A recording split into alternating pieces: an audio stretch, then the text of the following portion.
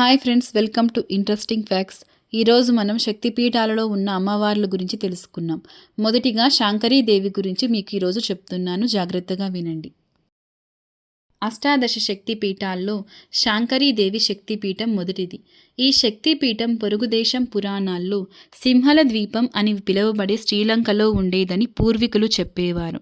శాంకరీదేవిని మహర్షులు వనశంకరి అని కూడా పిలిచేవారు. వనం అంటే నీరు, అడవి అని అర్థం వస్తుంది. శాంకరీదేవి వెలిసిన లంక చుట్టూ నీరు ఉంటుంది. ఏ విధంగా చూసినా వనశాంకరీదేవి లంకా శక్తి పీఠ సంస్థితగానే భావించాలి.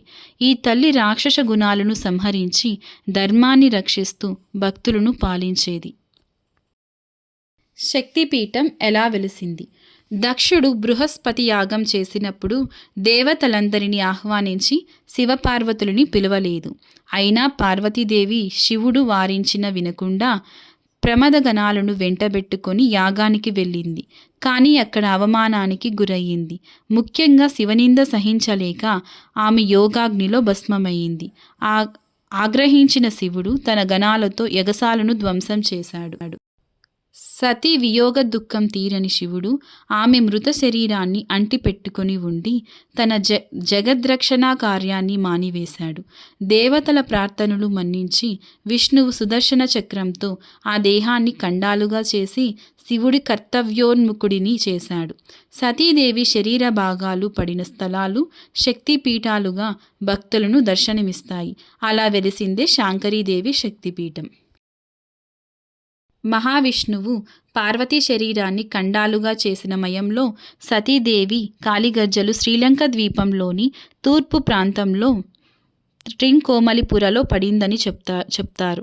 దీంతో ఇక్కడ శాంకరీదేవి ఆలయాన్ని కట్టారని పూర్వీకులు వాదన.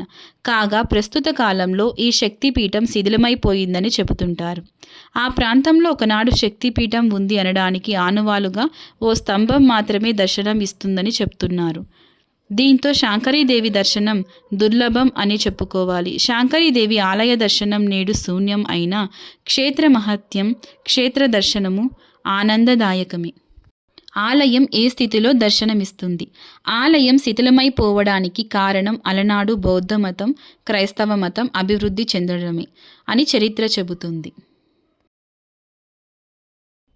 దీంతో హిందూ మతానికి ఆదరణ కరువై హిందూ దేవాలయాలన్నీ శిథిలముగా మారినాయి.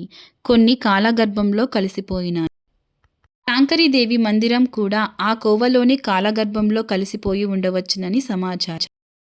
ఆ కాలంలోనే శ్రీలంకలో ఉన్న తమిళులపై దాడులు హింసాత్మకమవటంతో వారు తట్టుకోలేక పారిపోయి కెనడా, ఇండియా మొదలగు దేశములకు చేరిన హిందువుల సంఖ్య పెరిగిపోయింది. ఇప్పుడు మనం శాంకరీదేవి ఆలయంకి ఎలా చేరుకోవాలో తెలుసుకుందాం. గలోయ పట్టణం మీదుగా శ్రీలంక ప్రభుత్వం రైలు మార్గం ఉండగా కాండీ పట్టణం, గలోయ పట్టణములు మీదుగా రోడ్డు మార్గంలో వెళుతుంది. ఇలాంటి ఇంట్రెస్టింగ్ ఫ్యాక్ట్స్ మరిన్ని వినాలనుకుంటే ప్లీజ్ మా ఛానల్ని సబ్స్క్రైబ్ చేసుకోండి.